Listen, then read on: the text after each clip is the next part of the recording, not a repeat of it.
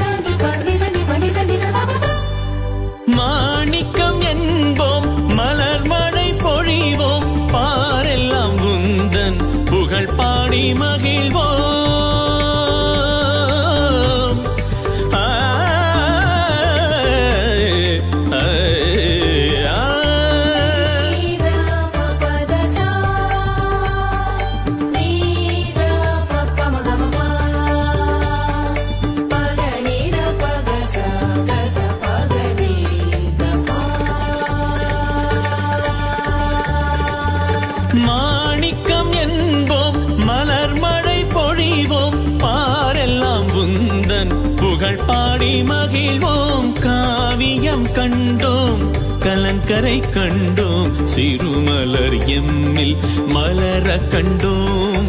காவியம் கண்டோம், கலங்கரை கண்டோம், கண்டன் விடை நாடும் மகிழ கண்டோம். அவனில் மலர்ந்தது ஒரு மலரே, குழந்தையாம் தெரசா சிறுமலரே. அவனில் மலர்ந்தது ஒரு மலரே, குழந்தையாம் தெரசா சிறுமலரே.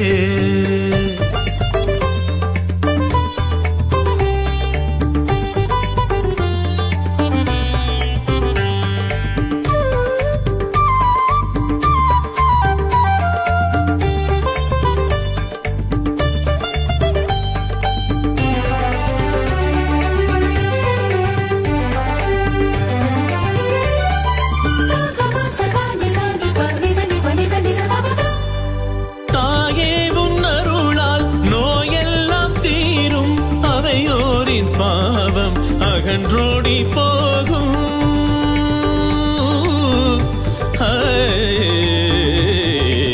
கமபனி ததனி தகா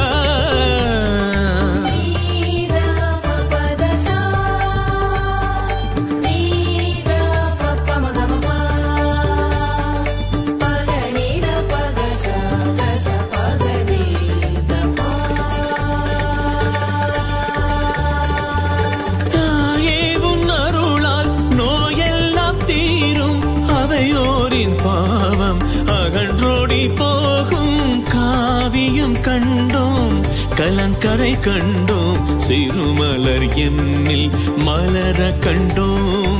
காவியும் கண்டோம், கலங்கரை கண்டோம், கண்டன் விடை நாடும் மகிழ கண்டோம்.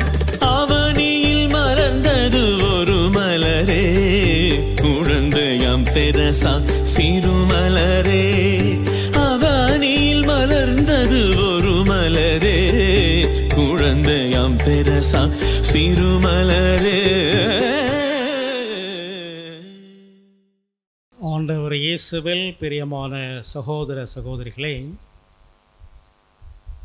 அகில உலக திரு அவை இன்று காவல்துறை திருவிழாவை கொண்டாடுகின்றது. நமது தாயகம் காந்திஜி பிறந்த நாளை சிறப்பிக்கின்றது. நம்முடைய பங்கு, நம்முடைய பாதுகாவலி குழந்தை இயேசுவின் திரேசம்மாளுடைய திருவிழாவை சிறப்பிக்கின்றோம். ஒவ்வொரு மனிதருக்கும் காவல் தூதர்கள் வழங்கப்பட்டிருக்கின்றார்கள். நம்முடைய நம்பிக்கை. இந்த காவல் தூதர்கள் நமக்கு மனசாட்சியாக செயல்படுகின்றார்கள். வழி தவறி செல்கின்ற பொழுது காவல் தூதர் மனசாட்சியின் மூலமாக தவறு என்று சொல்லி நம்மை நேரிய பாதையில் அழைத்து வருகின்றார்கள். எனவே காவல்துறைகள் சொல்வதை நாம் கேட்டு நடக்க வேண்டும் என்று திருச்சபை விரும்புகின்றது. என்று நம்முடைய தேச பிதாவுடைய பிறந்த நாளை கொண்டாடுகின்றோம். அவர் இரத்தமின்றி போராடி நமக்கு உரிமை வாழ்வை, விடுதலை வாழ்வை பெற்றுக் கொடுத்தார். இயேசுனுடைய போதனைகளை மிக நல்ல முறையில் பாராட்டினார். குறிப்பாக மலைப்பொழிவை அவர் மனப்பாடம் செய்து கொண்டு அவ்வப்பொழுது சொல்லி அதன்படி வாழ்க்கையை நடத்தியதாக அவருடைய பயோகிராபி, அவருடைய வரலாறு சொல்லுகின்றது. அதே சமயத்தில் ஒரு வேதனையான சொல்லையும் சொன்னார். ஆண்டவர் இயேசு கிறிஸ்துவை நான் அன்பு செய்கின்றேன், ஆனால் அவருடைய சீடர்கள் கிறிஸ்தவர்களை வெறுக்கின்றேன் என்று சொன்னார். எதற்காக அப்படி சொன்னார் என்றால், இந்த மக்கள் இயேசு கூறிய நல்ல போதின்படி நடக்கவில்லை, இயேசு கற்றுக் கொடுத்தபடி நடக்கவில்லை, ஆகவே நான் கிறிஸ்தவர்களை வெறுக்கிறேன் என்று வெளிப்படையாக பேசினார் என்று நம்முடைய பாதுகாவலி குழந்தை இயேசுவின் திரேசம் அவருடைய திருவிழாவை கொண்டாடுகின்றோம். அந்த நேரத்தில் அவருடைய புனித பண்டத்தை, அச்சிஷ்ட பண்டத்தை புனிதப்படுத்தி நம்முடைய ஆலயத்தில் வைக்க இருக்கின்றோம். இந்த புனித பண்டத்தை பெறுவதற்காக முயற்சி எடுத்த என்னுடைய பங்கு தந்தை அவர்களுக்கு நம் அனைவரின் சார்பாக பாராட்டுகளை நான் தெரிவித்துக் கொள்கின்றேன். புனித பண்டங்கள் எதற்காக வைக்கப்படுகின்றது? மரியாதைக்காக, மதிப்புக்காக அல்ல, மாறாக அந்த புனிதனுடைய வாழ்க்கை முறை நாமும் பின்பற்றி வாழ வேண்டும் என்று நமக்கு ஒரு அடையாளம். ஆகவே இந்த புனித பண்டத்தை பார்த்து வணங்குகின்ற பொழுது, அதை முத்தம் செய்கின்ற பொழுது, புனிதை போன்று நான் வாழ வேண்டும் என்று நமக்கு அது கற்றுத்தருகின்றது. இல்லை என்றால் அந்த புனித ஒரு சாதாரண பண்டமாக, சாதாரண பொருளமாக இருந்துவிடும். அதே சமயம் நாம் அவள் சொல்லப்படி வாழவில்லை என்றால் புனித பண்டத்தை அவமரியாதை செய்வதற்கு சமமாக மாறிவிடும். எனவே அவருடைய புனித பொருள் நம்முடைய வாழ்க்கையை மாற்றி அமைக்கிட்டு அந்த புனித பொண்ணு நாமும் வாழ முன்னெடுப்போம். அவ்வாறு செய்கின்ற பொழுது அது அர்த்தத்தை கொடுக்கின்றது. நம்முடைய புனிதனுடைய வாழ்க்கையை பற்றி தொடக்கத்திலே மிக அழகாக எடுத்துரைத்தார்கள். பிரான்ஸ் நாட்டை சார்ந்தவர். அவரோடு பிறந்தார்கள் ஏறக்குறைய 9 நபர்கள். 3 பேர் தொடக்கத்தில் இறந்து விட்டார்கள். அவருடைய பெற்றோர்கள் திருமணம் ஆவதற்கு முன்பாக அவருடைய தந்தை ஒரு குருவானராக வேண்டும் என்று விருப்பப்பட்டார். அவருடைய தாய் ஒரு துறவியாக வேண்டும் என்று விருப்பப்பட்டார். ஆனால் அந்த அழைப்பு அவர்களுக்கு கிடைக்கவில்லை. மாறாக இறைவன் அந்த அழைப்பை அவருடைய குழந்தைகளுக்கு கொடுத்தார். அந்த குழந்தைகளிலே 3 பேர் ஒரே சபை சார்ந்த, கார்மல் சபை சார்ந்த துறவியலாக இருந்தார்கள். அவரில் ஒருவர் கடைசியாக பிறந்த நம்முடைய பாதுகாவலி புனித திரேசம்மாள். சிறு வயதாக இருக்கின்ற பொழுது இவருடைய தாய் இறந்து விட்டார்கள். எனவே ஆதரவற்ற நிலையில் இருந்தார்கள். அவரை கவனித்துக் கொள்வதற்காக அவருடைய மூத்த சகோதரி தாய் மாறி செயல்பட்டார்கள். மூத்த சகோதரியும் அந்த கார்மல் மடத்துக்கு சென்று விட்டார்கள். அப்பொழுதும் இழப்பை கருதினார்கள். தனக்கு இன்னொரு தாய் கிடையாது, அதுவும் இல்லாமல் போய்விட்டது என்ற வேதனையிலிருந்து தந்தையினுடைய அரவணைப்பில் வாழ்ந்தார். 16 வயது நடக்கின்ற பொழுது அந்த துறவுற மடத்தில் சேர்வதற்காக அவர் ஆசைப்பட்டார். திருச்சபை சட்டப்படி 16 வயது இல்லை, ஒரு 21 வயது நிரம்பியிருக்க வேண்டும். இவர்களுக்கு ஆசை மேல் ஆசை. ரோமாபுரிக்கு சென்ற பொழுது தந்தையோடு அந்த பாப்பரசை சந்தித்து தனக்கு விதிவிலக்கு கொடுக்க வேண்டும், இந்த சின்ன வயசு நான் துறவியாக மாற விரும்பினேன் சொன்னதால் பாப்பரசர் உத்தரவு கொடுத்தார். உத்தரவின்படி அவரை அவருடைய அக்கா, உடன் பிறந்த அக்கா இருந்த சபையிலே சேர்த்து கொண்டார்கள். அவள் தொடக்கத்திலிருந்து இறக்கின்ற வரை நல்ல உடல்நலமே இல்லை. டிபி என்று சொல்கின்ற எலும்பிற்கு நோயால் தாக்கப்பட்டார். இப்பொழுதெல்லாம் டிபி ஈஸியாக குணப்படுத்தி விடலாம், அட்வான்ஸ்டு மருந்துகளெல்லாம் நமக்கு இருக்குது. அப்பொழுதெல்லாம் கிடையாது. மருந்து வந்தாலும் வேதனை. அந்த வேதனையெல்லாம் இவள் தாங்கி கொண்டார்கள். ஒரு பொழுதும் முணுமுணுக்கவே இல்லை. அதுதான் இந்த நம்முடைய பாதுகாவலுடைய மேன்மையான பண்பு. கடவுளை பழிக்கவில்லை, பெற்றோரை பழிக்கவில்லை, யாரும் பழிக்கவில்லை. மாறாக அந்த வேதனைகளை எடுத்து பாவிகள் மனம் திரும்ப ஒப்புக் கொடுத்தார்கள். அன்புடைய இறைமக்களை, இது நமக்கு ஒரு பாடமாக அமைய வேண்டும். நம்முடைய வாழ்க்கை நன்றாக அமைகின்ற பொழுது, நாம் நினைக்கின்ற மாதிரி செல்கின்ற பொழுது நாம் இறைவனை போற்றுகிறோம், பாராட்டுகிறோம், நன்றி செலுத்துகின்றோம். ஏதோ ஒரு தடங்கள் வந்ததுன்னா, ஒரு குடும்பத்தில் ஒரு கஷ்டம் வந்ததுன்னா, ஒரு நோய் வந்ததுனால், மன கஷ்டம் வந்தால் சோர்ந்து விடுகின்றோம். சோர்ந்து விட்டு என்ன சொல்கின்றோம்? இறைவனை பிழைக்கிறோம். நான் என்ன குற்றம் செய்தேன்? நல்லா தானே இருக்கிறேன், நான் ஆலயத்துக்கு வரேன், காணிக்கையெல்லாம் கொடுக்கின்றனே, ஏன் எனக்கு இந்த தண்டனை என்று நாம் வேதனைப்படுகின்ற கிறிஸ்தவர்கள் நம் மத்தியில் வாழ்கின்றார்கள். மாறாக அவற்றையெல்லாம் நல்லவனத்தோடு ஏற்றுக்கொண்டு பாவிகள் மனம் திரும்ப ஒப்பு கொடுத்தால் இறைவன் பாவிகளை மனம் திரும்புகிறார் என்று நம்முடைய புனிதை நம் கற்றுக் கொடுக்கின்றார்கள். புனித பிரான்சிஸ் சவேரியார் நம்முடைய தாயகம் வந்தார். கடலோர பகுதிகளில் நடந்து சென்று இறை வார்த்தையை பொதித்து நற்செய்தியை கொடுத்து மக்களை மனமாற்றினார். ஏறக்குறைய 3000 மைல்கள் நடந்து சென்றதாக வரலாறு சொல்லுகின்றது. அவர் நடந்து வந்த பாதை கரடுமுரடான பாதை, ஆபத்தான பாதை, விலங்குகளுக்கும் திருடர்களுக்கும் தாக்கப்படுகின்ற பாதை, இவையெல்லாம் பொருட்படுத்தாமல் பணி செய்தார். நிறைய மக்களை அவர் மனம் திருப்பினார்.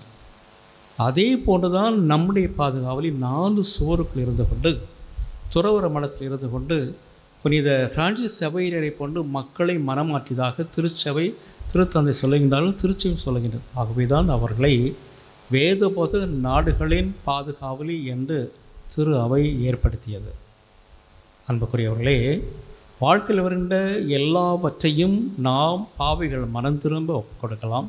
நமக்கு அந்த திருமக்களை நாம் இறைவனுக்கு ஒப்புக் கொடுத்து நற்செய்தி அறிவிக்கின்ற பணியை செய்யலாம். வெளியில் சென்று போதிக்க வேண்டும் என்று கட்டாயமில்லை, ஊரூராக சென்று போதிக்க வேண்டும் என்று கட்டாயமில்லை. மாறாக வீட்டில் இருந்து கொண்டு நாம் நம்முடைய பணிகளை செய்கின்ற பொழுது, நாம் பணி செய்கின்ற அலுவலகங்களில் நமக்கு ஒரு துன்பங்கள், கஷ்டங்கள், வேதனைகளை எல்லாம் ஒப்புக் கொடுக்கின்ற பொழுது அந்த வேதனைகளின் மூலமாக பாவிகள் மனமாற்றம் பெறுகின்றார்கள், நற்செய்தி அறிவிக்கப்படுகிறது என்று திரு அவை நமக்கு சொல்லுகின்றது. எனவே தான் நம்முடைய பாதுகாவலியை சிறிய புஷ்பம் என்று அழைக்கின்றோம். தன்னுடைய சிறிய வழிகளின் மூலமாக ஏராளமான மக்களை அவர்கள் மாற்றினார்கள். 2 நோக்கத்துக்காகத்தான் துறவியானது சொல்கின்றார்கள். ஒன்று, குருக்களுக்காக நான் ஜெபிக்கேன், பாவிகளுக்காக நான் ஜெபிப்பேன் என்று 2ஐயும் அவர்கள் சாகின்ற வரை நிறைவேற்றினார்கள். அன்புள்ள மக்களுடைய பாதுகாப்பில் வாழ்கின்ற நாமும் இன்று நீங்கள் நம்முடைய குருக்களுக்காக, நம்முடைய பங்கு தந்தைகளுக்காக ஜெபிக்க வேண்டும். குருக்கள் இல்லை என்றால் இயேசு இல்லை, குருக்கள் இல்லை என்றால் நமக்கு நற்கருணை இல்லை, குருக்கள் இல்லை என்றால் ஒப்புரல் சாதனை இல்லை, குருக்கள் என்றால் திருவள் சாதனைகள் இல்லை. அப்படி என்றால் குருக்கள் நம்முடைய திரு அவைக்கு தேவை. நம்முடைய மறைமாற்றத்தை பொறுத்தளவில் சரியான பற்றாக்குறை, குருக்கள் பற்றாக்குறை ஏறலாம். எனவே பங்குகள், புதிய பங்குகள் தொடங்க முடியவில்லை. ஒரு தந்தை நோய்படுகின்ற பொழுது அவரை ரீப்ளேஸ் பண்ணது கூட தன்னை குருவானவர் இல்லை. அந்த சூழலை நாம் வளர்ந்து கொண்டிருக்கிறோம். அப்படி என்றால் நீங்கள் குருக்களுக்காக ஜெபிக்க வேண்டும், இறையிலத்தில் பெறுவதற்காக ஜெபிக்க வேண்டும். உங்களுடைய குழந்தைகளுக்கு இந்த இறையறத்தை பற்றி சொல்லி அவர்கள் ஆண்டவருக்கு தங்களை அர்ப்பணிக்கின்ற மனநிலை வர வேண்டும். அதற்கு நீங்கள் தான் கட்டாயம். திரு அவை சொல்லுகின்றது யார்? பிஷப்போ குருக்களோ துறையில் இல்லை, எல்லோரும் சேர்ந்து, பொதுமக்கள் எல்லாம் சேர்ந்து தான் திரு அவை. எனவே இறையளத்தில் ஊக்கப்படுகின்ற இடம் குடும்பம். அந்த குடும்பத்தில் உங்களுடைய எடுத்துக்காட்டான வாழ்வின் மூலமாக உங்களுடைய குழந்தைகளுக்கு இறையளத்தில் கொடுக்க வேண்டும் என்று இந்த நாளினை பாதுகள் எடுத்து சொல்கின்றார்கள். அடுத்ததாக இவர்கள் ஏதாவது கேள்விப்படுகின்ற பொழுது நம்முடைய புனிதை ஓரளவு வழிதவர் செல்கின்றார். கடவுளை மறந்தார், கடவுளை மறுதளித்தினால் உடனே ஆலயத்தில் ஜெபிப்பார்கள். தன்னுடைய எலும்பிற்கு நோயை ஒப்புக் கொடுப்பார்களாம். இன்றைய நம்முடைய தொடக்க உரையில் வாசி கேட்டது போல ஒரு கிறிஸ்தவர், பிரான்ஸ் நாடு ஃபுல்லாக கிறிஸ்தவர்கள் தான், இன்னும் அப்படி தான் இருக்கின்றது. அதனால் எந்த அளவுக்கு ப்ராக்டிஸ் பண்ணுறாங்களோ கேள்விக்குறி. அப்பொழுது ஒரு கைதியை அவனை சிறையில் அடைத்தார்கள். அவனுக்கு தூக்கு தண்டனை கொடுப்பதற்கு ரெடி ஆகிட்டார்கள். பேப்பரில் செய்தி வந்தது. ஆனால் அவன் கிறிஸ்துவை ஏற்றுக்கொள்ளவில்லை. குருவானவர் சென்ற பொழுது அவரை பார்க்க மறுத்து விட்டான். இதை அறிந்த நம்முடைய பாதுகாவலி வேதனைப்பட்டு ஆண்டவர் இயேசுவிடம் முட்டி போட்டு செவித்தார்கள். எப்போ முட்டி போட்டு செவித்தார்கள்? எலும்பிற்கு நோய், உட்கார முடியாது, எழும்ப முடியாது, கஷ்டத்து மேல் கஷ்டம். எலும்பிற்கு நோயோட மற்ற நோய்களும் அவளை தாக்கம் செய்தது. ஆனால் எல்லாம் பொருட்படுத்தாமல் ஆலயத்தில் சென்று கைகளை உயர்த்தி செபித்தார்கள். மறுநாள் செய்தித்தாளில் வந்ததாம், அந்த மனிதர் மனமாற்றம் பெற்றார். சிலுவையை அந்த குர்ஆனை பெற்றுக்கொண்டு சிலுவையை முத்தம் செய்து தூக்கு தண்டனைக்கு சென்றார். அப்படி என்றால் நிச்சயமாக அவர் விண்ணகம் சென்றார். விண்ணகம் சொல்வதற்கு யார் காரணமாக இருந்தார்கள்? நம்முடைய பாதுகாவலி ஜெபத்தின் மூலமாக, ஒருத்தல் மூலமாக செய்தார். அன்புக்குரியவர்களே, இந்த வகையான சிறிய வழிகளை பெற்றோராக நீங்கள் குழந்தைகளுக்கு கற்றுக் கொடுக்க வேண்டும். கற்றுக் கொடுத்து அவர்கள் வாழ்க்கையில் வந்த துன்பங்கள், கஷ்டங்களை ஏற்கின்ற மனநிலை, அதை திருச்சபையின் வளர்ச்சிக்காக, பங்கின் வளர்ச்சிக்காக, பாவைகள் மனம் திரும்புவதற்காக, மக்கள் கிறிஸ்து ஏற்றுக்கொள்ள வேண்டும் என்ற காரணங்களுக்காக நீங்கள் ஒப்புக் கொடுக்க வேண்டும். அதை குழந்தைகளுக்கு கற்றுக் கொடுக்க வேண்டும். அவள் குழந்தைகளுக்கு கற்றுக் கொடுக்கின்ற போது நீங்கள் அதுக்கு எடுத்துக்காட்டாக இருக்க வேண்டும். சில சமயங்களில் பெற்றோர்கள் என்ன பண்ணுகிறோம், குழந்தைங்க அட்வைஸே பண்ணுறதில்ல, மறைக்கலி சொல்லிக் கொடுக்கல. நமக்கு ஒரே வழி, நம்முடைய குழந்தை பெரிய பதவியில் இருக்கணும், ஐடியில் இருக்கணும், கம்பெனியில் இருக்கணும், டாக்டர் ஆகணும், என்ஜினியர் ஆகணும் என்று தான் நினைக்கின்றோம். அது தவறு இல்லை. ஆனால் நம்முடைய குழந்தை, என்னுடைய குழந்தை இறை ஞானத்தில் வளர வேண்டும், விசுவாசத்தில் வளர வேண்டும் என்று எத்தனை பேர் நாம் சிந்தித்திருக்கின்றோம்? செய்வதே இல்லை. மாறாக இவையெல்லாம் அழிந்துவிடும் காலப்போக்கில். ஆனால் இறை உணர்வு, விசுவாசம் மட்டும்தான் அந்த குழந்தை எதிர்காலத்தை காப்பாற்றும். அப்படி என்றால் நீ குழந்தைக்கு இவளை கற்றுக் கொடுக்கணும் எடுத்துக்காட்டாக இருக்க வேண்டும். நிறைய பெற்றோர்கள் என்ன பண்ணுறோம், குழந்தைகிட்ட அட்வைஸ் பண்ணுறோம், இன்றைக்கி ஞாயிற்றுக்கிழமை நீ திருப்பலிக்கு சென்று திருப்பலியில் பங்கெடுக்க வேண்டும் என்று சொல்லி அனுப்பி விடுறோம். ஆனால் அந்த குழந்தை திருப்பலிக்கு பெற்றோர்கள் சொன்னால் வருகின்றது. அப்புறம் பார்க்கின்றது, அம்மா சொன்னாங்க, லேட்டாக வந்தாங்க, அப்பா திருப்பலிக்கு போச்சுனார், அப்பா வரவே இல்லை. அப்படின்னு அந்த குழந்தையுடைய ஆழ்மனதில் என்ன பதிகின்றது, எப்படி வேணாலும் வாழலாம், எப்படி வேணாலும் வாழலாம். அவங்க ஒன்று சொல்லுவாங்க, நம்ம எதிர்மறையாக கூட வாழலாம். அப்படி என்றால் உங்களோட குழந்தை இறை ஞானத்தில், விசுவாசத்தில், ஆன்மீகத்தில் வளர வேண்டுமென்றால் குழந்தைக்காக நீங்கள் எடுத்துக்காட்டாக இருக்க வேண்டும். குழந்தைக்காக நீங்கள் எடுத்துக்காட்டாக இருக்க வேண்டும். இப்போ நம்ம குடும்பங்களில் எத்தனை பேர் சேர்ந்து ஜெபிக்கிறோம், சேர்ந்து ஜெபமாலை செய்யணும் பாருங்கள். அந்த நல்ல பழக்கம் நம்மை விட்டு மறைந்து விட்டது. நாம் ஜெபிக்கிற ஒரு காலத்தில் நாம் ஜெபிக்கின்றதை பார்த்து அருகாமல் இருந்த மற்ற மதத்தினர், முஸ்லீமோ ஹிந்துவோ பார்த்து என்ன சொன்னால், இந்த கிறிஸ்தவருடைய பண்பை பாருங்கள், அருமையான அற்புதமான பண்பு. சாப்பிட்றதுக்கு முன்னால் கடவுளிடம் செபிக்கின்றார்கள். அதற்கு தான் உணவு வருந்துகிறார்கள். ஏன் நாம் அதை பின்பற்றக்கூடாது என்று கருதி நம்மிடமிருந்து அவங்க பெற்றுக்கொண்டதை அவர்கள் பின்பற்றினார்கள். கொச்சா சொல்லணும்னா நம்மகிட்ட காப்பி அடித்தாங்க. ஆனால் இப்பொழுது என்ன நடைபெறுகின்றது, அந்த மற்ற மதத்தினர் நம்மிடமிருந்து பெற்றுக்கொண்ட அந்த நல்ல பண்பை தொடர்ந்து செய்கின்றார்கள். நான் விட்டுவிட்டோம். அதுக்கு நான் விட்டு நம்ம என்ன செய்கிறோம், எனக்கு நேரமே கிடைப்பதில்லை, ஜெபம் செய்யக்கூட நேரம் கிடைப்பதுன்னு சொல்லுகின்ற பொழுது நம் இறைவனை ஏமாற்றுகிறோம். எனவே நாம் என்று ஜெபத்தை விட்டுவிட்டோமோ, குடும்பமாக ஜெபிப்பதை மறந்து விட்டோமோ, அந்த குடும்பத்தில் சோதனைகள், துன்பங்கள், கஷ்டங்கள், பிரச்சனைகள், பேரழிவுகள், புரிந்து கொள்ளாமல் எல்லாம் நிறைய புகுந்து விட்டது. எனவே அன்புக்குரியவர்களே, இந்த மாதம் ஜெபமாலை அன்னைக்கு ஒப்பு கொடுத்த மாதம். குறைந்தபட்சம் இந்த மாதமாவது குடும்பத்தோடு சேர்ந்து நீங்கள் ஜெபமாலை செய்கின்ற பொழுது இறைவன் உங்கள் குடும்பத்தில் வல்ல செய்களை செய்வார். ஏன், உங்களுக்காக மரியன்னை பரிந்து பேசுவார். எனவே ஜெபிக்கின்ற குடும்பங்களாக மாறும். அதைத்தான் நம்முடைய பாதுகாவலில் சிறப்பாக செய்தார்கள். துன்பத்தில் கஷ்டத்தெல்லாம் ஒப்பு கொடுத்து நேரம் கிடைக்கலாம் நற்கனவாய் சென்று ஜெபித்தார்கள். அந்த வகையான நல்ல பணி நாம் பெற்றுக்கொண்டு நாமும் நம்முடைய துன்பத்தின் மூலமாக, கஷ்டத்தின் மூலமாக, சோதனையின் மூலமாக, நோய்களின் மூலமாக இறைவனுக்கு ஒப்பு கொடுத்து மற்ற மக்களை மனமாற்றுவோம், பாவிகளை மனைமாற்றுவோம். அவ்வாறு நாம் இறைவனுக்கு நற்செய்தியை அறிவிப்போம். அவ்வாறு செய்ய இந்த திருவிழா நம்மை அழைக்கின்றது. அதற்காக நம்மை நாம் ஒப்புக் கொடுப்போம். ஆமென்.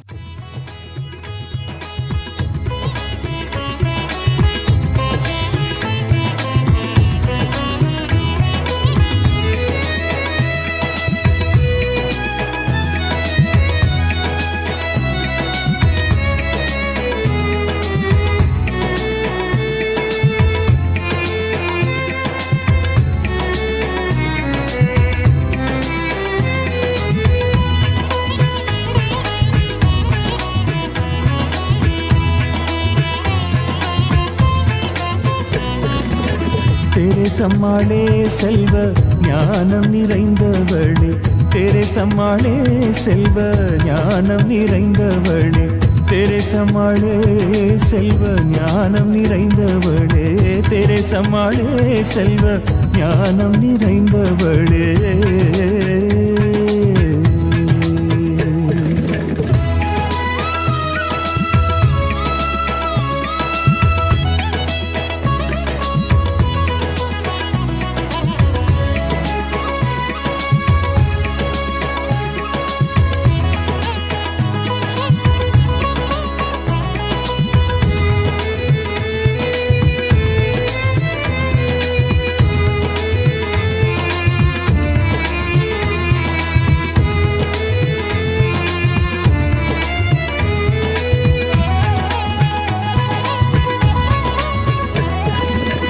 ரோஜா மலர் மாறி பொழிந்திடும் தேவி நீயே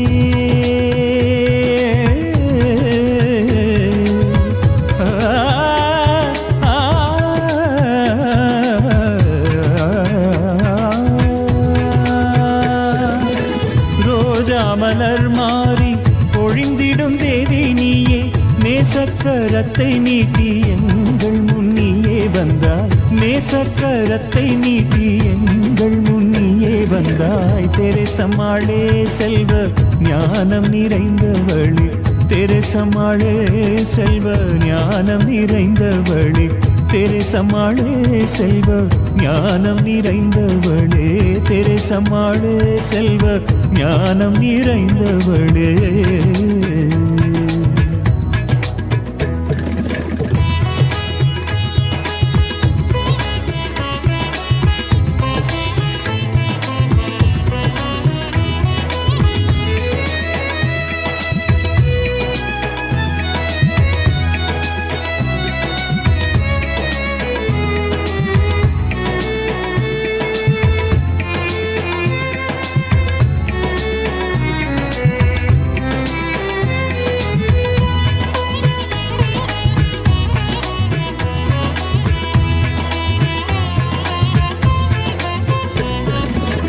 அம்மா உன் பேரை சொன்னால் அஞ்சுதே பேய்கள் எல்லாம்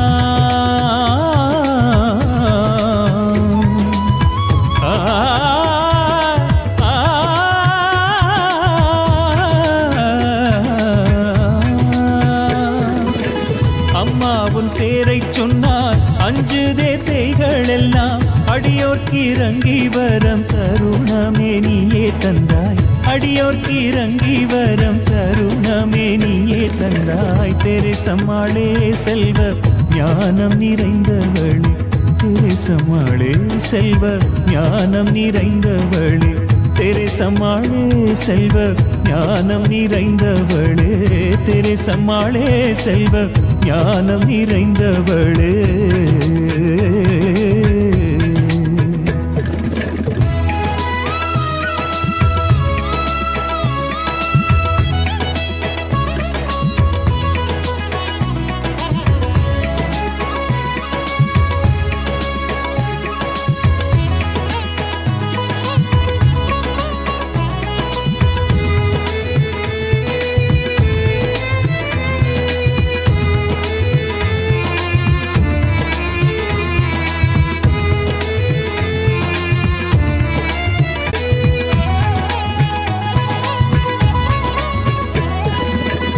அன்பு மிகுந்தவளே அடியோர்க்கு இறங்குபவளே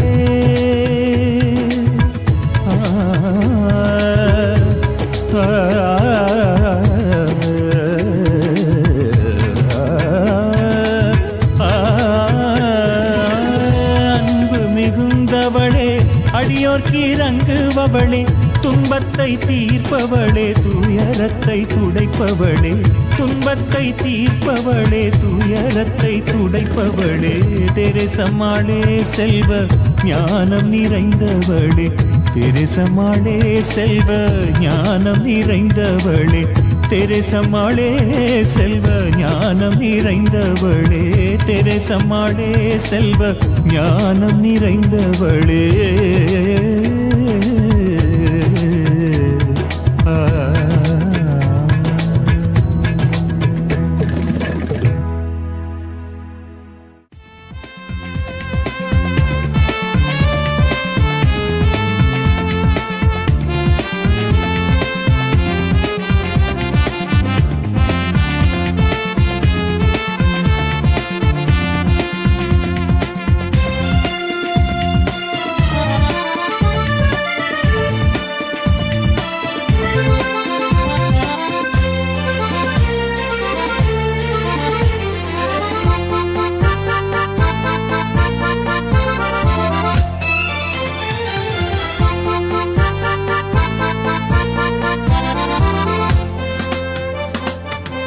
பாதுகாவலான தெரேசம்மாளே பாதுகாத்திடுவாய் எங்களையே பாதுகாவலான தெரேசம்மாளே பாதுகாத்திடுவாய் எங்களை இப்பொழுது நம்முடைய பாதுகாவலுடைய புனித பண்டத்தை புனிதப்படுத்துகின்ற நேரம். ஆண்டவர் உங்களோடு இருப்பாராக, ஆன்மாவோடும் இருப்பாராக. மன்றாடுவோமாக. விண்ணக தந்தையை நாங்கள் உம்மை நோக்கி ஜெபிக்க உமது ஆவியை எங்கள் இதயங்களில் பொழிந்தருவீராக. உம்மை போற்றுகின்றோம், உம்மை வாழ்த்து நம் நன்றி செலுத்துகின்றோம். எங்கள் பாதுகாவலுடைய புனித பண்டத்தை நீர் ஆசீர்வதித்து புனிதப்படுத்தி மந்திரிக்க உம்மை வேண்டுகிறோம். இதனை வழிபடுகின்ற ஜெபிக்கின்றவர்கள் அனைவரும் உம்முடைய பரிந்துரை பெற்று ஆண்டவருடைய ஆசை நிறைவாக பெற வேண்டும் என்று எங்கள் ஆண்டவராகிய கிறிஸ்து வழியாமை மன்றாடுகிறோம். விண்ணகத்தில் இருக்க எங்கள் தந்தையே, தூய்தன போற்று பெருக, முது ஆட்சி வருக, முது திருவிழம் இந்நிலையில் நிறைவேறுவது போல மண்ணுலகிலும் நிறைவேறுக. எங்கள் அன்றாட உணவை இன்று எங்களுக்கு தாரும். எங்களுக்கு எதிராக குற்றம் செய்வோரை நாங்கள் மன்னிப்பது போல எங்கள் குற்றங்களை மன்னியும். எங்களை சோதனைக்குட்படுத்தாதே, தீமையிலிருந்து எங்களை விடுவித்தருளும். அருள் நிறைந்த மரியே வாழ்க, முரணே பின்குலர்கள் ஆசி பெற்றவர் நீரே. உம்முடைய திருவேட்டின் கனியமான இயேசுவும் ஆசி பெற்றவரே. தூய மரியே, இறைவனின் தாயே, பாவிகளாய் இருக்கிற எங்களுக்காக இப்பொழுதும் எங்கள் இறப்பின் வேலையிலும் வேண்டிக் கொள்ளும். ஆமென். தந்தைக்கும் மகனுக்கும் தூய ஆவியாருக்கும் ஆட்சி உண்டாவதாக. தொடக்கத்தில் இருந்தது போல இப்பொழுதும் எப்பொழுதும் என்றென்றும் இருப்பதாக. ஆமென். எங்கள் பாதுகாவலின் குழந்தை இயேசுவின் புனித திரேசம்மாள், இன்று நாள் கொண்டாடுகின்ற வானதூதர்களை எங்களுக்காக வேண்டிக் கொள்ளுங்கள். தந்தை மகன் தூய ஆவியாரின் பெயராலே ஆமென். சேர பலந்தர வேண்டுவாய் கன்னி தெரேசாள், பலந்தர வேண்டுவாய் கன்னி தெரேசாள். பாதுகாவலான தெரேசம்மாளே, பாதுகாத்திடுவாய் எங்களையே.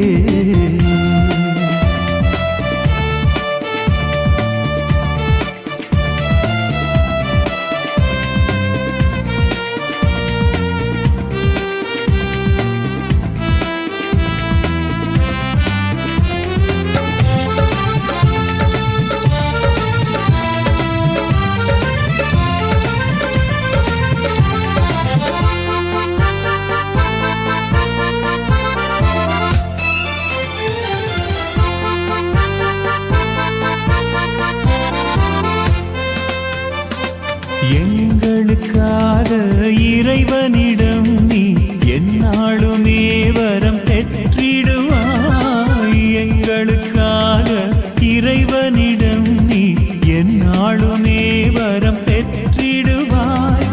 என்றென்றும் எங்களின் பாவத்தை போக்க கருணை புரிவாய் கன்னி தெரேசாள். என்றென்றும் எங்களின் பாவத்தை போக்க கருணை புரிவாய் கன்னி தெரேசாள். கருணை புரிவாய் கன்னி தெரேசாள். பாதுகாவலான தெரேசம்மாளே, பாதுகாத்திடுவாய் எங்களையே. பாதுகாவலான தெரேசம்மாளே, பாதுகாத்திடுவாய் எங்களையே.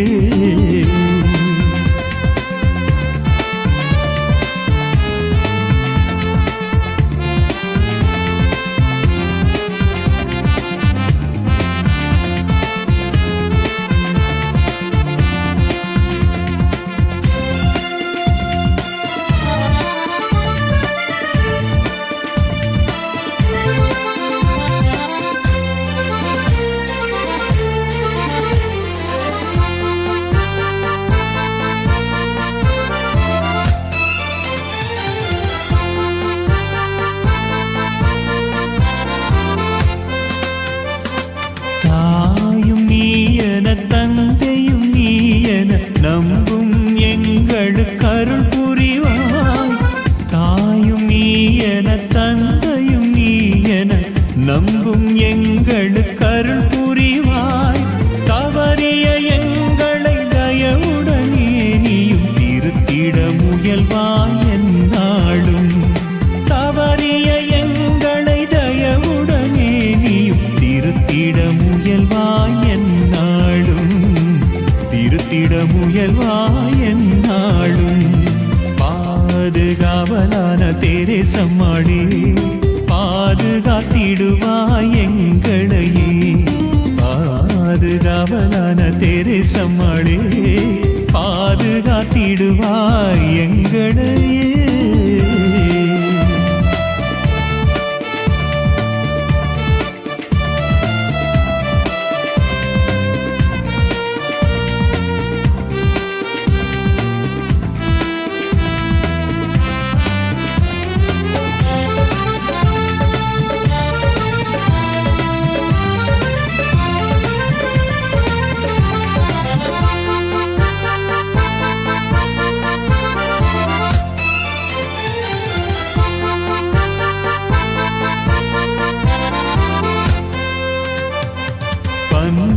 படை கொள்ளை நோய்களை எல்லாம் மாற்றிட உதவி புரிந்திடுவாய்.